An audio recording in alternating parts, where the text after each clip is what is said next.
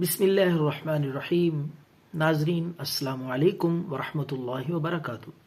नाजरीन, आज इस छोटी सी वीडियो में एक ऐसा हैरत अंगेज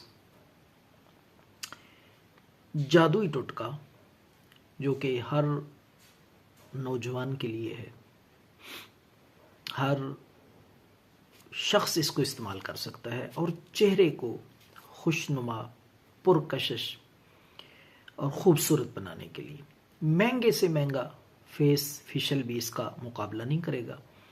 चेहरे की छाइयाँ, झुर्रियाँ, दाने, इसी तरह चेहरे पे छाइयाँ वगैरह सब इंशाअल्लाह अज़ीज़ ख़त्म हो जाएंगी, चेहरा साफ और शफाफ। तो आपने क्या करना है, घरेलू ये सादा सा फेस फेशियल तैयार करने के लिए एक अदद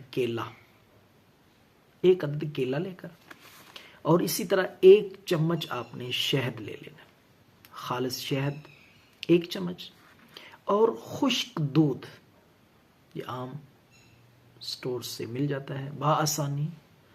तो ये तीनों चीज़ें, सबसे पहले केला, 1 चम्मच शहद और 1 चम्मच ही खुश्क दूध, इन तीनों चीज़ों को मिक्स कर लें, अच्छी तरह आमेज़ा बना लें।